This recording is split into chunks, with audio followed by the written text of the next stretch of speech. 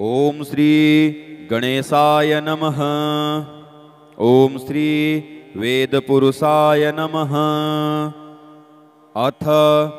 रुद्राष्टाध्यायी पाठः। षडङ्गन्यासः।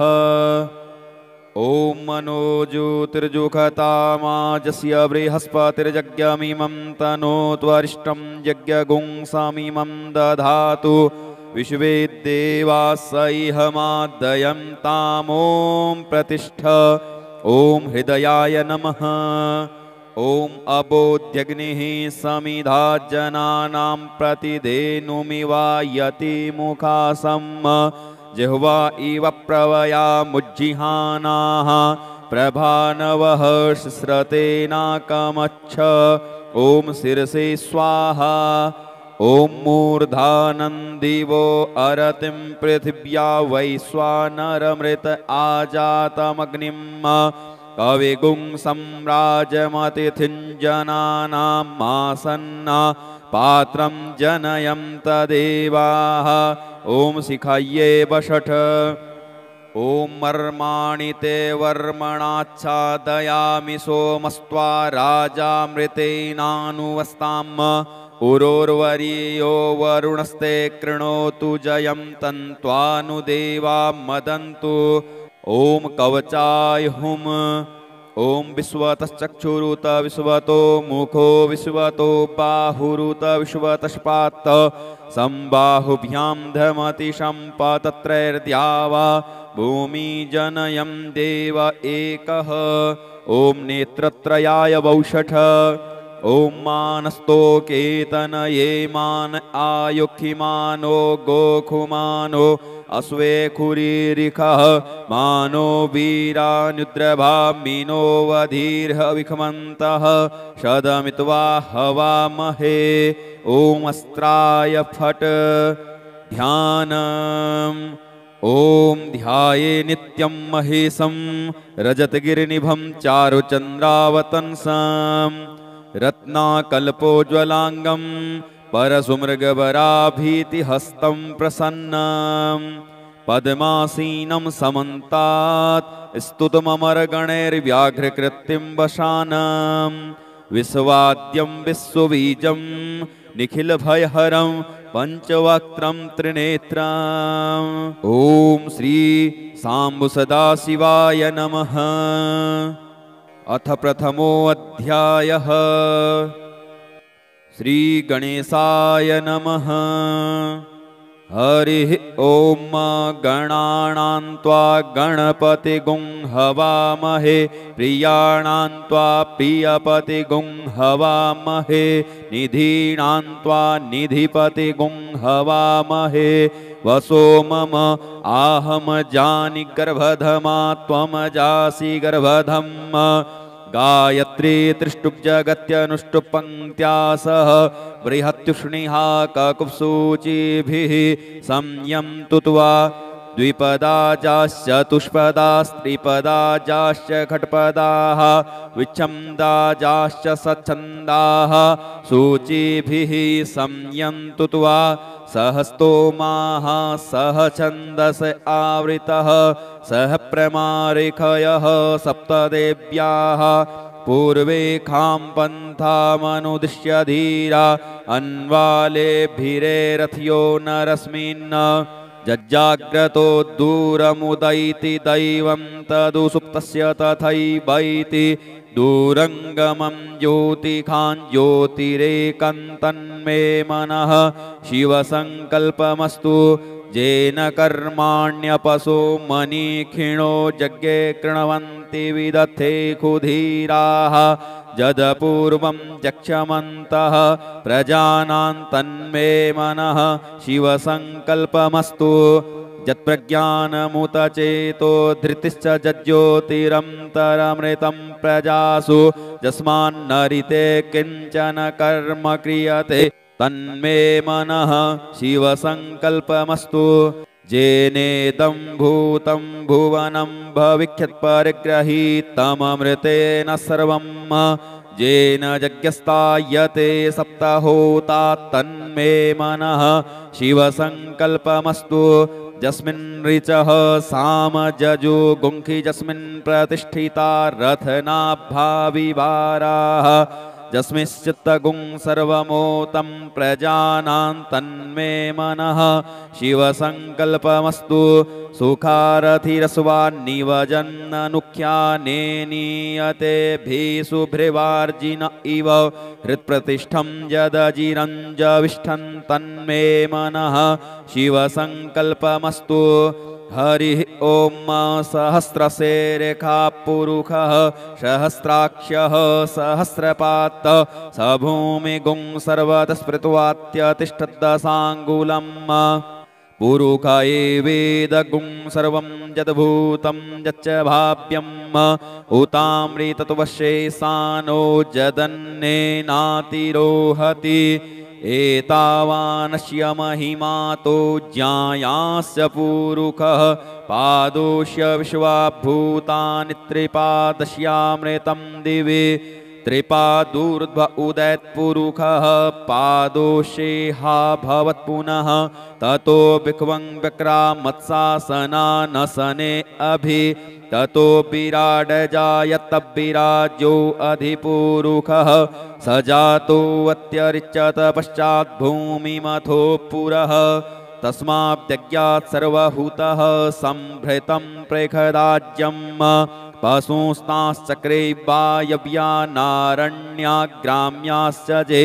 तस्माद्यज्ञात् सर्वभूतरिचः सामानि जग्गिरे छन्दा गुंसि जग्गिरे तस्माद्यजुस्तस्माद्दजायत तस्माद्दस्वा अजायन्त जे केचोभयादतः गावोह जग्गिरे तस्मात् अजावयः तं यज्ञं बर्हिः प्रोक्षन् पुरुषं जातमग्रतः तेन देवा अयजन्त साध्यारिखजश्च जे यत्पुरुषं व्यदधुः कतिधाभ्यकल्पयन् मुखं किमस्यासीत् किं बाहु किमुरुपादा उच्येते ब्राह्मणोऽस्य मुखमासीत् बाहुराजन्यः कृतः उरुतदस्य यद्वैश्यः पद्भ्यां शूद्रो अजायत चन्द्रमा मनसो जातश्चक्षुः सूर्यो अजायत श्रोत्राद्वायुश्च प्राणस्य मुखादग्निरजायत नाभ्या आसीदन्तरिक्षगुंसिष्णोर्द्यौहौ समवर्तत पद्भ्यां भूमृदिशः श्रोत्रान् तथा लोकान् अकल्पयन् यत्पुरुषेण हविखा देवा यज्ञमतन्वत वशं तोष्यासीदाज्यं ग्रीष्म इद्मः शरद्धविः सप्तास्यासं परिधयस्त्रिः सप्तसमिधः कृताः देवा यदज्ञन्तन्वानान् अवध्नन् पुरुषं पशुं यज्ञेन यज्ञमयजन्त देवास्तानि धर्माणि प्रथमान्यासन् तेहनाकं महिमानः सचन्त यत्र पूर्वे साध्याः सन्ति देवाः अद्भ्यः सम्भृतः पृथिव्यैरसाश्च विश्वकर्मणः समवर्तताग्रे तस्य त्वष्टा विददद्रूपमेति तन्मर्त्यस्य देवत्वमाजानमग्रे वेदाहमेतं पुरुषं महान्तमादित्यवर्णन्तमसः परस्तात् तमेव विदित्वाति मृत्युमेति नान्यः पन्था विद्यते यनाय प्रजापतिश्चरति गर्भे अन्तर्जायमानो बहुधा विजायते तस्य योनिं परिपश्यन्ति धीरास्तस्मिन् हतस्तुर्भुवनानि विश्वा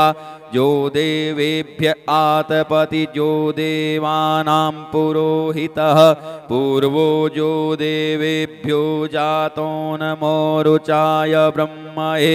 रुचं ब्राह्मं जनयन्तु देवा अग्रे तदब्रुवन् जस्त्वेवं ब्राह्मणो विद्या तस्य देवा असन्वसे श्रीष्यते लक्ष्मीश पत्न्यां बहोरात्रे पार्श्वे नक्षत्राणि रूपमश्विनो व्यात्तम् इष्णन्निखाण मुम्म इखाण सर्वलोकम् इखाण हरिः ॐ आसुः सिसानो वृषभो न भीमो घनाघनः क्षोभणश्च रेखणीनां संक्रन्दनो निमिष एकवीरः शतगुंसेना अजयत्साकमिन्द्रः संक्रन्दनेन निमिषेण जिष्णुना जुत्कारेण दुश्चवनेन धृष्णुना तदिन्द्रेण जयत तसहध्वं युधो नर इखुहस्तेन वृष्णा स इखुहस्तैः सनिखङ्गिभिर्वसी स गुंसिष्टा सायुध इन्द्रो गणेन स गुंशिष्टजित्सो मपाबाहु सर्द्युग्रधन्वा प्रतिहिता भीरस्ता बृहस्पते परिदीया रथेन रक्षो हामित्रा अपबाधमानः प्रभञ्जत्सेनाः प्रमीणो युधा जयन्नस्माकमेद्यवितारथानां बलविज्ञायस्थवीरः प्रवीरः सहस्वान्वाजी सहमान उग्रः अविवीरो अविसत्वासहोजा जैत्रमिन्द्ररथमातिष्ठगोवित गोत्रभिदङ्गोविदं वज्रबाहुं जयन्तमज्ञप्रेमिणन्तमोजसा इमगुंसजाता अनुवीरयध्वमिन्द्रगुंसखायो अनुसगुंग्रभध्वम् अभिगोत्राणि सहसा गाहमानोदयो वीरः शतमन्युरिन्द्रः दुश्चवनः प्रतनाखाडयुध्यो अस्माकगुंसेना अवतु प्रियुत्सु इन्द्र आसान्नेता बृहस्पतिर्दक्षिणा जज्ञः पुर एतु सोमः देवसेनानामभिभञ्जतीनां जयन्तीनां मरुतो जन्त्वग्रम् इन्द्रस्य विष्णो वरुणस्य राज्ञ आदित्यानां मरुता गुंसर्द्वौग्रम् महामनसां भुवनच्यवानां घोघो देवानां जयतामुदस्थात् उद्धरेखयमघवन्नान् युधानुत्सत्त्वनां मामकानां मनागुंसि उद्वृत्तहं वाजिनान् वाजिनान्युद्रथानां जयतां जन्तुघोखाः अस्माकमिन्द्रः संवृते खुद्वजे स्वस्माकं जा इखवस्ता जयन्तु अस्माकं वीरा उत्तरे भवन्तस्मा उदेवा अवताहवेखु अमीखाञ्चित्तं प्रतिलोभयन्ति गृहाणाङ्गान्यप्वे परेहि अभिप्रेहि निर्दह हृत्सु शोकैरन्धेनां मित्रास्तमसा सचं ताम् अवसृष्टा परापत सर्वे ब्रह्म सगुंसिते गच्छा मित्रान् प्रपद्य स्वमामीखा कञ्चनोचिकः प्रेता जयता नर इन्द्रो वः सर्म गच्छतु उग्रावः सन्तु बाहवो नादृश्या यथा सथ असौ जासेना मरुतः परेखामभ्येतिन ओजसा स्पर्धमाना ताङ्गुहततमसा पव्रते न जथामि अन्यो अन्यन्न जानन् यत्र बाणाः सम्पतन्ति कुमारा विशिखा इव तन्न इन्द्रो बृहस्पतिरदितिः सर्म गच्छतु विश्वाः सर्म गच्छतु मर्माणि ते वर्मणाच्छादयामि सोमस्त्वा राजा मृतेनानुवस्ताम् उरोर्वरीयो वरुणस्ते कृणोतु जयं तन्त्वा नु देवा मदन्तु हरिः ॐ बिभ्राट् बृहत् पिबतु सौम्यं मध्वायुर्ददज्ञपता बविहृतम् वातजूतो जो अभिरक्षति त्मना प्रजाः पुपोख पुरुधा विराजति उद्युत्तं जात वेदशं देवं वहन्ति केतवः दृशे विश्वाय सूर्यम् जेनापावकक्षसा भुरण्यन्तं जना अनु त्वं वरुण पश्यसि देव्या वध्वर्जु आगतगुं रथेन सूर्यत्वचा मध्वा यज्ञगुं समञ्जाते तं प्रज्ञथा यम्बेनश्चित्रं देवानाम् तं प्रज्ञथा पूर्वथा विश्वथे मथा ज्येष्ठतातिम्बरिः खदगुं स्वर्विदम् प्रतीचीनं व्रजनन्दोहसे धुनिमा सुञ्जयन्तमनुया सुवर्धसे अयम्बेनश्चोदयत्कृष्णिगर्भात् ज्योतिर्जरायुरजसो विमाने इममपागुं सङ्गमे सूर्यस्य शिशुन्न विप्रामतिभिरिहन्ति चित्रं देवानां मुदगादनीकं चक्षुर्मित्रस्य वरुणस्याग्नेः आप्राद्या वा पृथिवी अन्तरिक्षगुं सूर्य आत्मा जगतस्तस्तुखश्च आन इडाभिर्विदथे खुषु षष्टि विश्वान्नरः सविता देव एतु अपि यथा जुवानो मत्स्यथानो विश्वं जगदभिपित्वे मनीखा जदद्दकच्च वृत्तहं नुदगा अभिसूर्य सर्वं तदिन्द्रते वसे तरणिर्विश्वदरे सतो ज्योतिष्कृतसि सूर्य विश्वमाभासि रोचनम् तत्सूर्यस्य देवत्वं तन्महित्वं मद्याकर्तोर्विततगुं संजभार यद्वेदयुक्तहरितः सदस्ताद्दात्रात्रिवासस्तनुते सीमस्मै तन्मित्रस्य वरुणस्याभिचक्षे सूर्यो रूपं कृणुतेद्योरूपस्थे अनन्तमन्यद्रुसदस्य पाजः कृष्णमन्यधरितः संभरन्ति बड़महा असि सूर्यबलादित्यमहा असि महस्ते सतो महिमापनस्यते धा देव महा असि वत्सूर्यस्रवसा महा असि सत्रादेव महा असि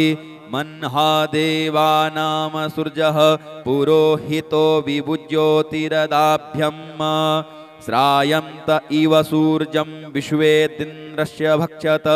वसूनि जाते जनमान ओजसा प्रतिभागं नदीधिम् अद्या देवा उदिता सूर्यस्य निरगुंहसः प्रीता निरवद्यात् तन्नो मित्रो वरुणो मामहन्तामदितिः सिन्धुः पृथिवी उतद्यौहौ आकृष्णेन रजसा वर्तमानो निवेशयन्नमृत्यन्मर्त्यं च हिरण्येन सविता रथेना देवो जातिभुवनानि पश्यन् हरिः ॐ ॐ भू ॐ भुवः ॐ स्वः ॐ नमस्ते रुद्रमन्यव उतोत इखवे नमः बाहुभ्यामुत ते नमः जाते रुद्रशिवा तनूरघोरा पापकाशिनी तया नस्तन्वा सन्तमया गिरिसन्ताभिचाकसीः जामिकुं गिरिसन्तहस्ते बिभर्षस्तवे शिवाङ्गिरित्रताङ्कुरुमा हि गुंसीः पुरुखं जगत शिवेन वचसा त्वाग्गिरिसाक्षाब्बदामसि यथा नः सर्वमिज्जगदयक्ष्मगुं सुमना असत अद्य वोचदधिवक्ता प्रथमो देव्योऽभिखक अहिंस सर्वाञ्जं भयस्य सर्वास्य जातु धान्योद्धराचिः परासुव असौजस्ताम्रो अरुण उत बभ्रुः सुमङ्गलः जे चैन गुं रुद्रा अभितो दिक्षुश्रिताः सहस्रसो वैखा गुंहेड ईमहे असौजो वसर्पति नीलग्रीवो बिलोहितः उतैनङ्गोपा अदृशन्नुदहार्जः सदृष्टो मृडयातिनः नमोस्तु नीलग्रीवाय सहस्राक्षाय मीडुखे अथौजे अस्य सत्त्वानो हं तेभ्यो करन्नमः प्रमुञ्च धन्वनस्त्वमुभयोराज्ञोर्जाम् जास्यते हस्त इखवः पराता भगवो वप विजन्धनुः कपर्दिनो विशल्यो बाणवा उत अनेसन्यस्य जा इखव आभुरस्य निखङ्गधिः जाते हे त्रिमी दुष्टमहस्ते बभूवते धनुः तयास्मान् विश्वतस्त्वं यक्ष्मया परिभुज परिते धन्वनो हेतिरस्मान् वृणुत्व विश्वतः अथौज इखुधिस्तवारे अस्मिन् निधेहि तम् अवतत्य धनुष्टगुं सहस्राक्षसते खुदे निशीर्य शल्यानां मुखा शिवो नः शुमना भव नमस्त आयुधाय नातताय धिष्णवे उभाभ्यामुतते नमो बाहुभ्यां तव धन्वने मानो महान्तमुतमानो अर्भकं मान उक्षन्तमुतमान उक्षितं मानो बधिः पितरं मोतमातरं मानः प्रियास्तन्नो रुद्ररेरिखः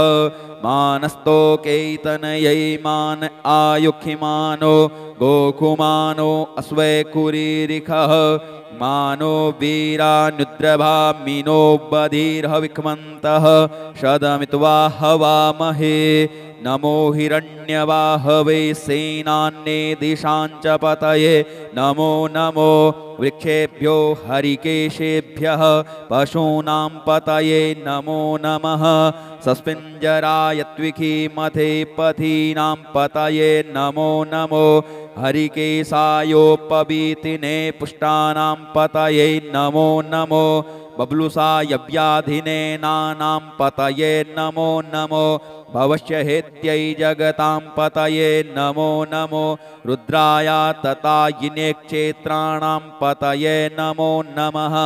सूताय हन्त्यै वनानां पतये नमो नमो रोहिताय स्थपतये वृक्षाणां पतये नमो नमो भुवन्तये वारिवस्कृतायौषधीनां पतये नमो नमो मन्त्रिणे वाणिजाय कक्षाणां पतये नमो नमः उच्चैर्घोषाय क्रन्दयते पत्तीनां पतये नमो नमः कृष्णाय तया धावते शत्वनां पतये नमो नमः सहमानाय निव्याधिन आव्याधिनीनां पतये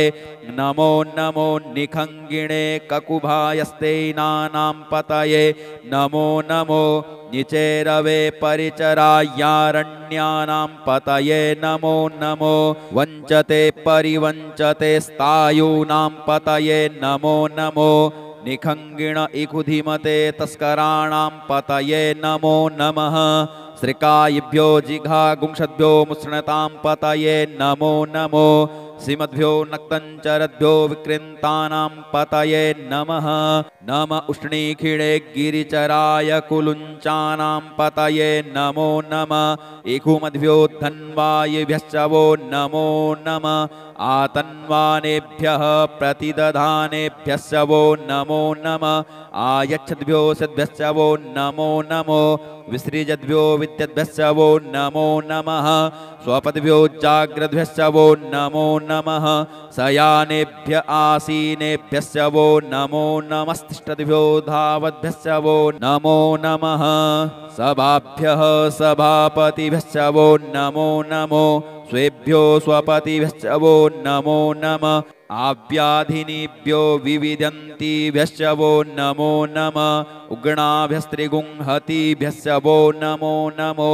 गणेभ्यो गणपतिभ्यश्च वो नमो नमो व्रातेभ्यो व्रातपतिभ्यश्च वो नमो नमो गृत्सेभ्यो गृत्सपतिभ्यश्च वो नमो नमो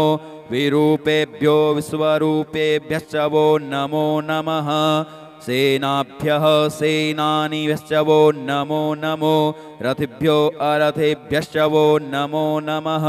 क्षत्रिभ्यः संग्रहीतृभ्यश्च वो नमो नमो महद्भ्यो अर्भकेभ्यश्च वो नमः नमस्तक्षद्भ्यो रथकारेभ्यश्च वो नमो नमः कुलालेभ्यः कर्मारेभ्यश्च वो नमो नमो निखादेभ्यः पुञ्जिष्टेभ्यश्च वो नमो नमः स्वनिभ्यो मृगयुभ्यश्च वो नमो नमः स्वभ्यः स्वपतिभ्यश्च वो नमो नमो भवाय च रुद्राय च नमः सर्वाय च पशुपतये च नमो नीलग्रीवाय च सितिकण्ठाय च नमः कपर्दिने च विप्तकेशाय च नमः सहस्राक्षाय च शतधन्वने च नमो गिरिशयाय च सिपिविष्टाय च नमो मेदुष्टमाय चेखुमते च नमो हृष्वाय च वामनाय च नमो बृहते च बरखीयसे च नमो वृद्ध्याय च सवृधे च नमो ज्ञाय च प्रथमाय च नमः आसवे चाजिराय च नमः शीघ्राय च शीभ्याय च नमः ऊर्म्याय चावस्वन्याय च नमो नादेयाय च द्वीप्याय च नमो ज्येष्ठाय च कनिष्ठाय च नमः पूर्वजाय चापरजाय च नमो मध्यमाय चापगल्भ्याय च नमो जघन्याय च बुध्न्याय च नमः सोभ्याय च प्रतिसर्जाय च नमो याम्याय च क्षेम्याय च नमः श्लोक्याय चावसान्याय च नमः ऊर्वर्जाय च खल्याय च नमो वन्याय च कक्षाय च नमः स्रवाय च प्रतिस्रवाय च नमः आसुखेणाय चासुरथाय च नमः सूराय च बभेदिने च नमो विल्मिने च कवचिने च नमो वर्मिणे च वरूथिने च नमः श्रुताय च श्रुतसेनाय च नमो दुन्दुभ्याय च हनन्याय च नमो कृष्णवे च प्रमृषाय च नमो निखङ्गिणे चेखुधिमते च नमस्तीक्ष्णेशवे चायुधिने च नमः स्वायुधाय च सुधन्वने च नमः श्रुत्याय च पथ्याय च नमः काट्याय च नीप्याय च नमः कूल्याय च सरस्याय च नमो नादेयाय च वैशन्ताय च नमः कूप्याय चावट्याय च नमो विघ्राय चातप्याय च नमो मेघ्याय च विद्युत्याय च नमो वर्ख्याय चावर्ख्याय च नमो वात्याय च रेक्म्याय च नमो वास्तव्याय च वास्तुपाय च नमः सोमाय च रुद्राय च नमस्ताम्राय चारुणाय च नमः संगवे च पशुपतये च नमः उग्राय च भीमाय च नमो ग्रेवधाय च दूरे बधाय च नमो हन्त्रे च हनीयसे च नमो वृक्षेभ्यो हरिकेशेभ्यो नमस्ताराय नमः संभवाय च मयोद्भवाय च नमः शङ्कराय च मयस्कराय च नमः शिवाय च शिवतराय च नमः पार्जाय च वार्जाय च नमः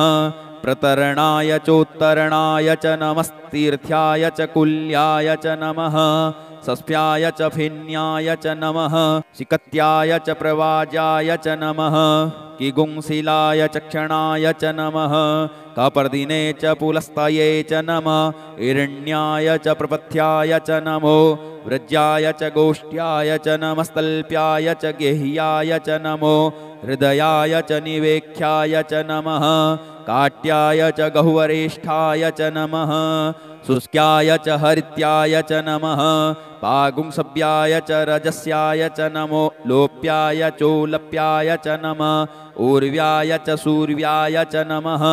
पर्णाय च पर्णसदाय च नमः उद्गुरुमाणाय चाभिघ्नते च नमः आखिदते च प्रखिदते च नमः एकुकृद्भ्यो धनुष्कृद्भ्यश्च वो नमो नमो वह किरिकेभ्यो देवानां गुंहृदयेभ्यो नमो विचिन्वत्केभ्यो नमो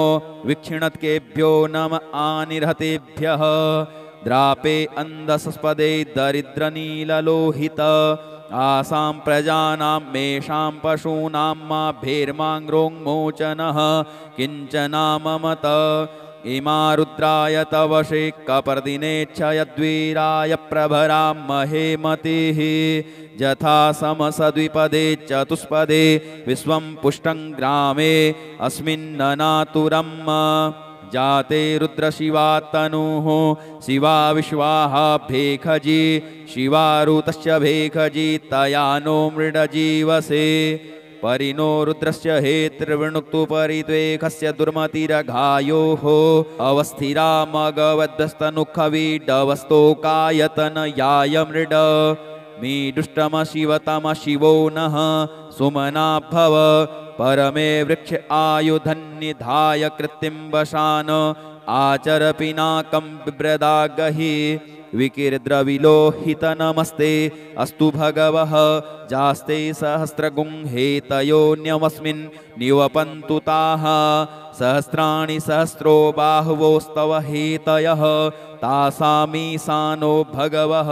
पराचीना मुखाकृधि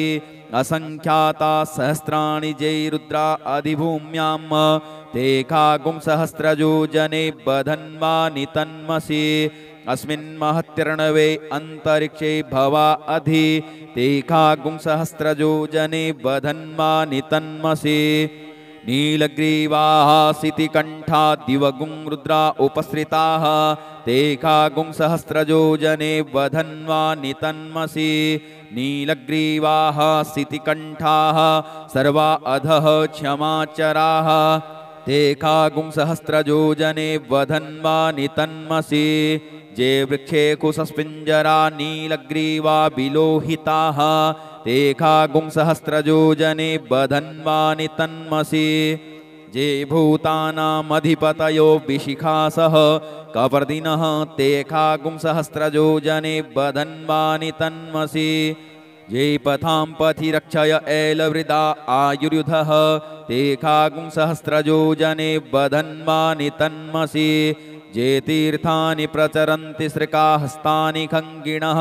ते खागुं सहस्रजो जने बधन्वानि तन्मसि जेन्नेखु विविधन्ति पात्रेखु पिबतो जनान् ते खागुं सहस्रजो जने बधन्वानि तन्मसि ज एतावन्तस्य भूयागुंसस्तदिशो रुद्रावितस्थिरे ते खागुं सहस्रजो जने वधन्वानि तन्मसि नमोस्तु रुद्रेभ्यो जे दिविजे खाम्बरेखमिखवः तेभ्यो दश प्राचीर्दश दक्षिणा दश प्रतीचीर्दशोदीचीर्दशोर्ध्वाः तेभ्यो नमो अस्तु ते नो वन्तु ते नो मृडयन्तु ते जन्दिक्मोजश्च नो द्वेष्टितमे खाञ्जम्बे दध्मः नमोस्तु रुद्रेभ्यो जे अंतरिक्षे जे खाम्वात इखवः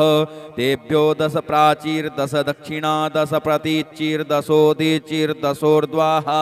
तेभ्यो नमो अस्तु ते नो वन्तु ते नो मृडयन्तु ते जन्दिक्मोजश्च नो द्वेष्टितमे खाञ्जम्बे दध्मः नमोस्तु रुद्रेभ्यो जे पृथिव्यां जे खामन्नमिखवः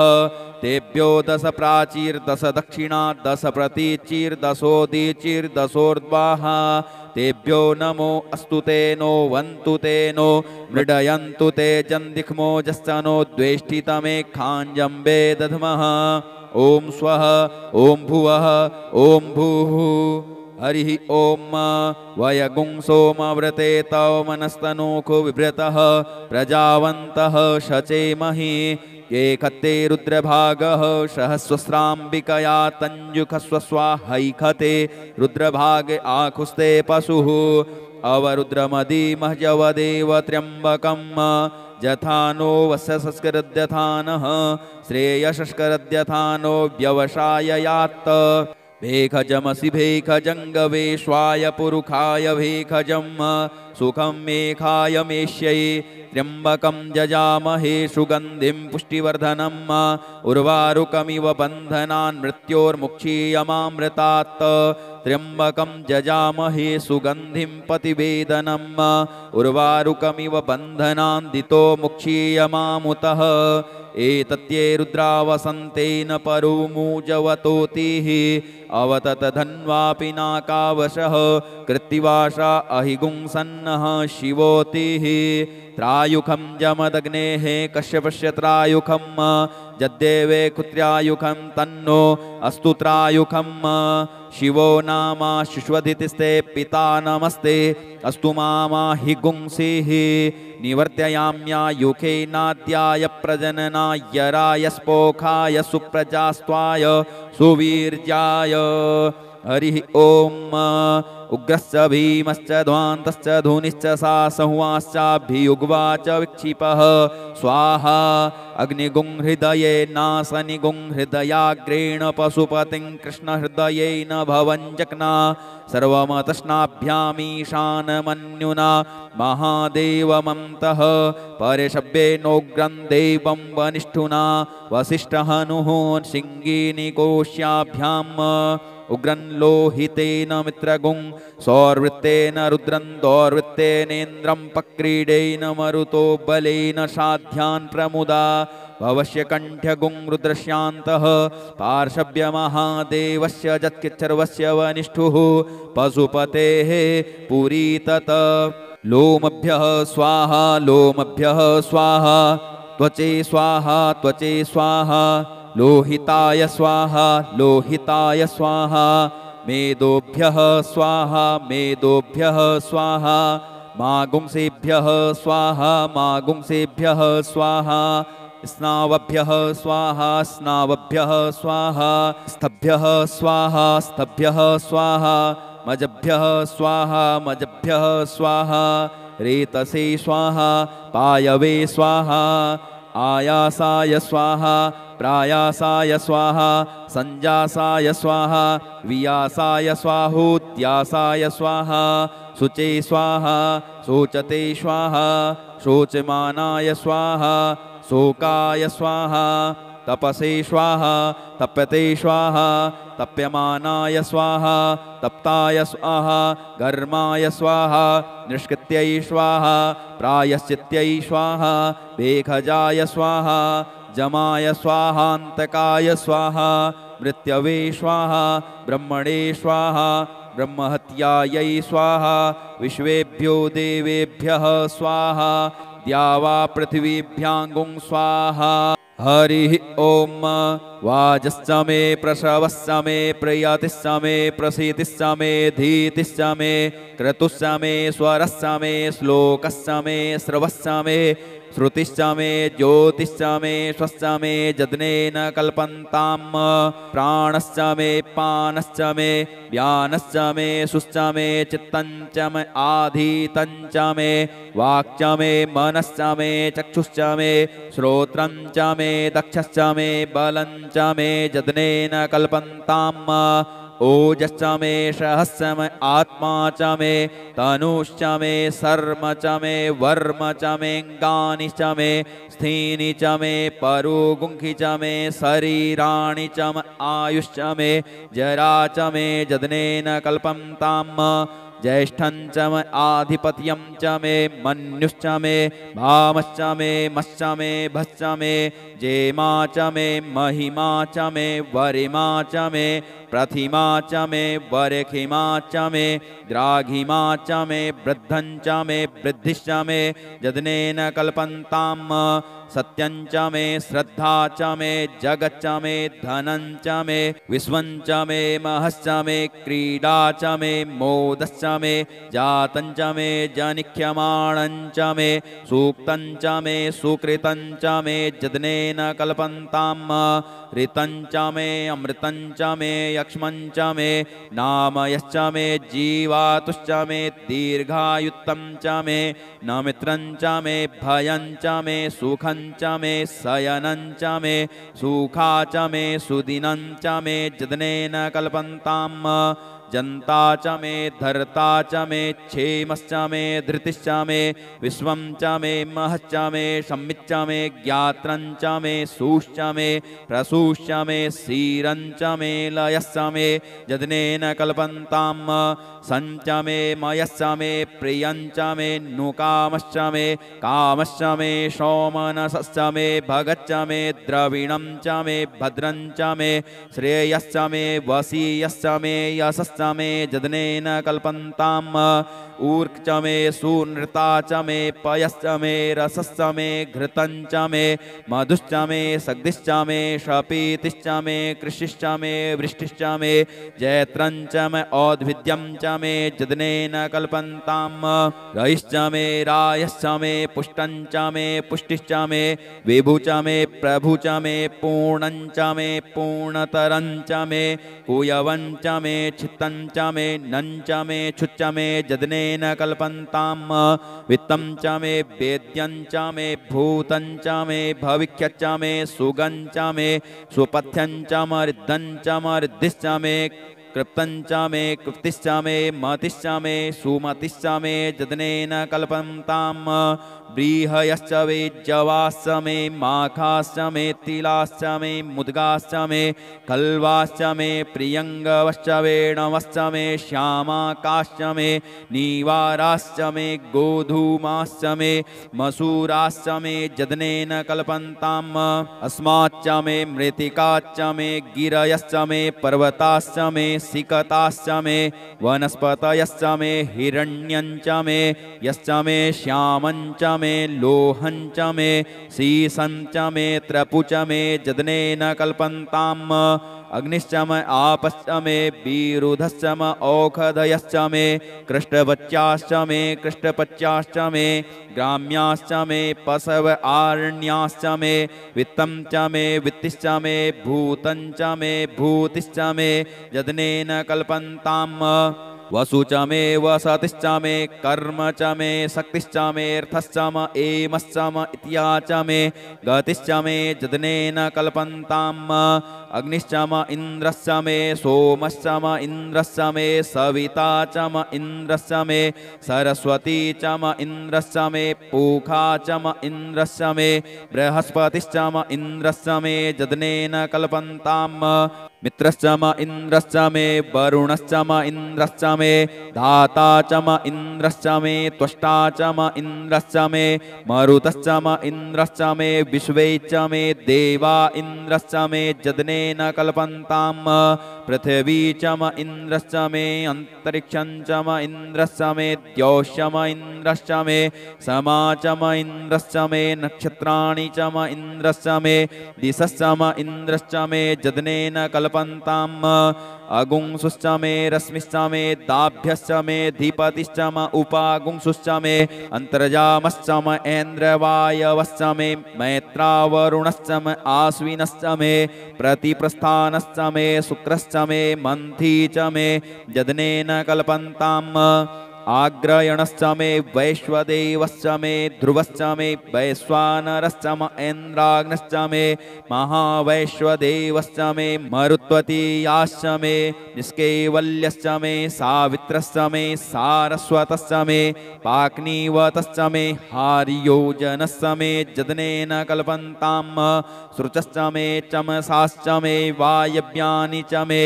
द्रोणकलशश्च मे ग्रावाणश्च मे धिखवणे च मे पूतभृच्च मे आधवनीयश्च मे वेदिश्च मे बर्हिश्च मे बभृतश्च मे स्वगाकारश्च मे जदनेन कल्पन्ताम् अग्निश्च मे घर्मश्च मे कश्च मे सूर्यश्च मे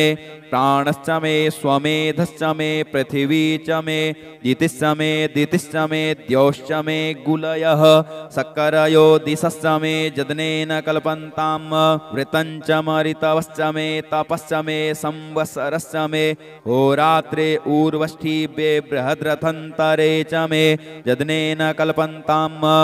एका च मे तिस्रश्च मे तिस्रश्च मे पञ्च च मे पञ्च च मे सप्त च मे सप्त च मे नव च मे नव च मे एकादश च मे एकादश च मे त्रयोदश च मे त्रयोदश च मे पञ्चदश च मे पञ्चदश च मे सप्तदश च मे सप्तदश च मे नवदश च मे नवदश च मे एकविंशतिश्च मे एकविंशतिश्च मे त्रयोविंशतिश्च मे त्रयोविंशतिश्च मे पञ्चविंशतिश्च मे पञ्चविंशतिश्च मे सप्तविंशतिश्च मे सप्तविंशतिश्च मे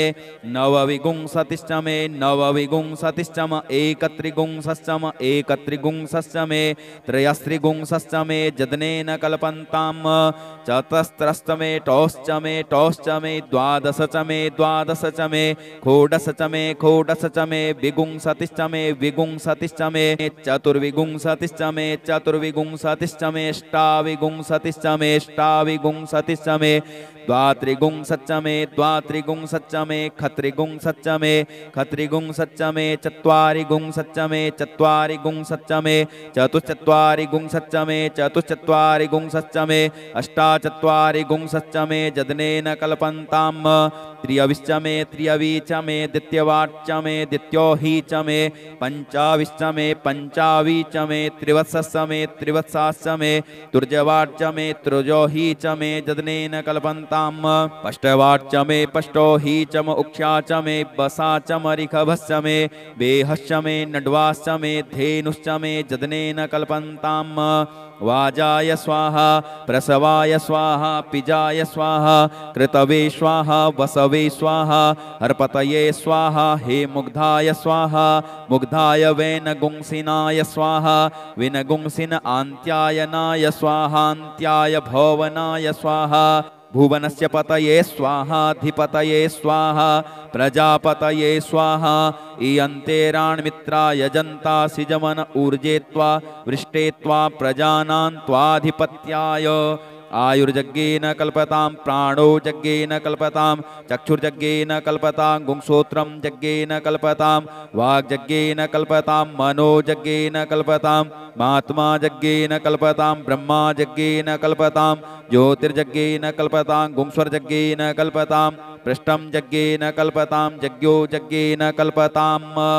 स्तोमश्च जजुश्च ऋक्च साम च बृहच्च रथन्तरञ्च स्वर्देवा अगन्मामृता अभूम प्रजापतेः प्रजा अभूम वेट् स्वाहा हरि ओम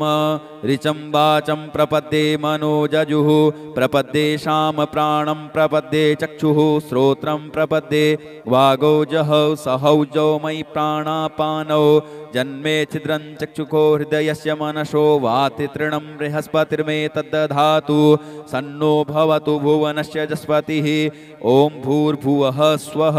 तत्सवितुर्वरेण्यं भर्गो देवस्य धीमहि धियो यो नः प्रचोदयात् कया नश्चित्र आभुवदूति सदा वृदः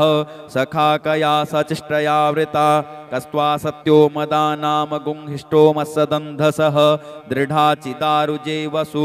अभिखुणः सखीनामविता चरित्रिणां सतं भवास्योतिभिः कया त्वन्न ऊत्याभिवृन्दसे वृखन्न कया स्तोत्रिभ्य आभर इंद्रो विश्वस्य राजति सन्नो अस्तु द्विपदे सञ्चतुष्पदे सन्नो मित्रः सन्वरुणः सन्नो भवत्वर्जमा सन्न इन्द्रो बृहस्पतिः सन्नो विष्णुरुक्रमः सन्नो वातः पवतागुं सन्नस्तपतु सूर्यः सन्नः कनिक्रतदेवः पर्जन्यो अभिवरेखतु अहानि सम्भवन्तु नः सगुं रात्रिः प्रतिधीयताम् सन्न इन्द्राग्नि भवतामवोभिः सन्न इन्द्रा वरुणारातहव्या सन्न इन्द्रा पूखणा वाजसातौ शमिन्द्रा सोमा सुविताय संयोः सन्नो देवी रविष्टय आपो भवन्तु पीतये संजोरविस्रवन्तु नः शोना पृथ्वीनो भवान्निक्षरान्निवेशनि यच्छानः सर्मसप्रथाः आपो हिष्टामयो भुवस्तान ऊर्जे दधातनः महेरणाय चक्षसे यो वः शिवतमो रसस्तस्य भाजयते हनः उसतीरिव मातर तस्मा अरङ्गमामवो जस्य छयाय जिन्वत आपो जन जथा च नः यौहौ शान्तिरन्तरिक्षगुं शान्तिः पृथिवी शान्तिरापः शान्ति ओषधयः शान्तिः वनस्पतयः शान्तिर्विश्वे देवाः शान्तिर्ब्रह्म शान्तिः सर्वगुं शान्तिः शान्तिरेव शान्तिः सामा शान्तिरेधि धृते दृगुंहमा मित्रस्य मा चक्षुखा सर्वाणि भूतानि समीक्ष्यन्ताम् मित्रस्याहं चक्षुखा सर्वाणि भूतानि समीक्ष्ये मित्रस्य चक्षुखा समीक्ष्यामहे धृते दृगुंहमां योक्ते सन्दृशजीव्या संयोक्ते सन्दृशजीव्या नमस्ते हरसे शोचिखे नमस्ते अस्त्वर्चिखे अन्यास्ते अस्मत्तपन्तु हेतयः पावको अस्मभ्यगुं शिवो भव नमस्ते अस्तु विद्युत ते नमस्ते स्तनयित्नवे नमस्ते भगवन्नस्तु यतः स्वः समीहसे यतो यतः समीहसे ततो नो अभयं कुरु सन्नः कुरु प्रजाभ्यो भयन्नः पशुभ्यः सुमित्रियान् आप औषधयः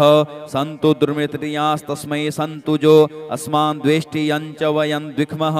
तच्चक्षुर्देव हितं पुरस्तात् शुक्रमुच्चरत पश्येम शरदः शतं जीवेम शरदः शतगुं शृणुयाम शरदः शतं पब्रवाम शरदः शतमदीनाः श्याम शरदः शतं भूयश्च शरदः शतात् हरिः ओम स्वस्ति न इंद्रो वृद्धस्रवाः स्वस्ति नः पूषा विश्ववेदाः स्वस्ति नस्तारक्षो अरिष्टनेमिः स्वस्ति नो बृहस्पतिर्दधातु ओम पयः पृथिव्यां पय ओषधीकुपयो दिव्यन्तरिक्षे पयोधाः पयस्वतीः प्रदिशः सन्तु मह्यम् ओम विष्णोरराटमशि विष्णोः स्नप्थेस्तो विष्णोः शूरसि विष्णो ध्रुवो शिवैष्णववशि विष्णवे त्वा ओम अग्निर्देवता वातो देवता सूर्यो देवता चंद्रमा देवता वसवो देवता रुद्रा देवता द्वितीया देवता मरुतो देवता विश्वे देवा देवता बृहस्पतिर्देवतेन्द्रो देवता वरुणो देवता ओम सद्यो जातं प्रपद्यामि सद्यो जाताय वै नमो नमः भवे भवे नाति भवे भवश्यमां भवोद्भवाय नमः वामदेवाय नमो ज्येष्ठाय नमः श्रेष्ठाय नमो रुद्राय नमः कालाय नमः कलविकरणाय नमो बलविकरणाय नमो बलाय नमो बलप्रमथनाय नमः सर्वभूतदमनाय नमो मनोन्मनाय नमः अघोरेभ्योऽथ घोरेभ्यो घोरघोरतरेभ्यः सर्वेभ्यः सर्वसर्वेभ्यो नमस्ते अस्तु रुद्ररूपेभ्यः तत्पुरुषाय विद्महे महादेवाय धीमहि तन्नो रुद्रः प्रचोदयात् ईशानः सर्वविद्यानाम् ईश्वरः सर्वभूतानां ब्रह्माधिपतिर्ब्रह्मणोऽधिपतिर्ब्रह्मा शिवो मे अस्तु सदा शिवोम् ओम शिवो नामासि सुवधितस्ते पिता नमस्ते अस्तु मामाहि गुंसीः निवर्त्ययाम्यायुखे नात्याय प्रजननाय रायस्पोखाय सुप्रजास्त्वाय सुवीर्याय ओम विश्वानि देव सवितर्दुरितानि पराशुभ यद्भद्रं तन्नयाशुभ ओम द्यौः शान्तिरन्तरिक्षगुं शान्तिः पृथिवी शान्तिरापः शान्ति ओषधयः शान्तिः वनस्पतयः शान्तिर्विश्वे देवाः शान्तिर्ब्रह्म शान्तिः सर्वगुं शान्तिः शान्तिरेव शान्तिः सामा शान्तिरेधि ओम सर्वेखां वा एकवेदानां गुंग्रसो यत्साम सर्वेखां मे वैनमेतद् वेदानां गुंग्रसेनाभिखिञ्चति ओम शान्तिः शान्तिः शान्तिः सुशान्तिर्भवतु सर्वा अरिष्ट सुशान्तिर्भवतु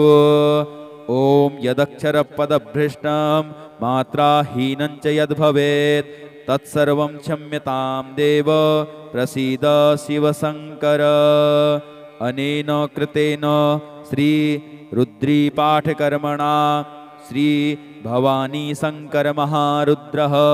प्रियतान्न मम श्री सांब सदा शिवार्पणमस्तु नमः पार्वतीपतये हर